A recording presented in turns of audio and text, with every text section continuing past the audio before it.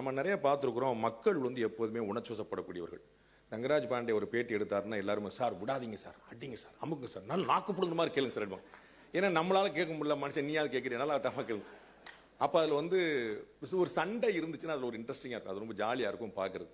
ஆனால் அரசியல் தலைவர்களும் அப்படி இருந்துடலாம். நம்ம வந்து அமெரிக்க ஏகாதிபத்தியமே அப்படின்னு கம்யூனிஸ்டுகள் வந்து திருமுனையிலேருந்து சொல்லுவாங்க, மயிலாப்பூர் முனையிலேருந்து அமெரிக்க ஏகாதிபத்தியமே அப்படின்பாங்க. அந்த மாதிரி அரசியல்வாதிகளும் சவால் விடலாம். ஆனால் ஒரு அரசு அப்படி உணர்ச்சிப்பட முடியாது. ஒரு அரசாங்கம் அப்படிங்கிறது ரொம்ப நிதானமாக தன்னுடைய காலடிகளை எடுத்து வைக்க வேண்டும்.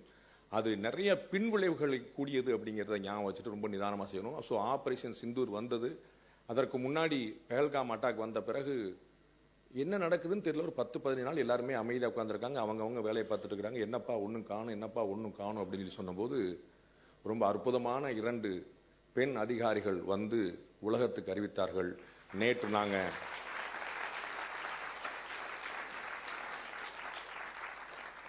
7ஆம் தேதி அதிகாலையில் நாங்கள் வந்து இதை மாதிரி அடித்து எல்லாம் சரி பண்ணிட்டோம். அப்புறம் அடுத்த அதிகாரிகிட்ட கேட்டாங்க, அது எவ்வளோ கேஷுவாலிட்டி அப்படின்னு. அடிக்கிறது மட்டும் தாங்க எங்கள் வேலை, என்றதெல்லாம் அவங்க வேலைங்க அப்படின்னு. இப்படி உண்மையிலே சொன்னார். இது நான் ஏதோ ஸ்டேட்மெண்ட்ல அவர் அதிகாரி இப்படி சொன்னார், அடிக்கிறது எங்கள் வேலை, என்றதெல்லாம் அவங்க கவுண்ட் பண்ணிட்டு போட்டுங்க, நமக்கெல்லாம் அது எண்ணிட்டுலாம் இருக்க முடியாதுங்க அப்படின்னு.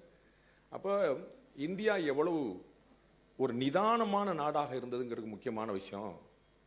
26 அப்பாவி உயிர்கள் கொல்லப்பட்ட போது கூட உணர்ச்சி வசப்படாமல் பதிலுக்கு பாகிஸ்தானோடு போர் தொடுக்கிறேன் என்று சொல்லாமல் பாகிஸ்தானில் இருக்கக்கூடிய பயங்கரவாத முகாம்கள் மீது மட்டும்தான் தாக்குதல் நடத்தப்பட்டது.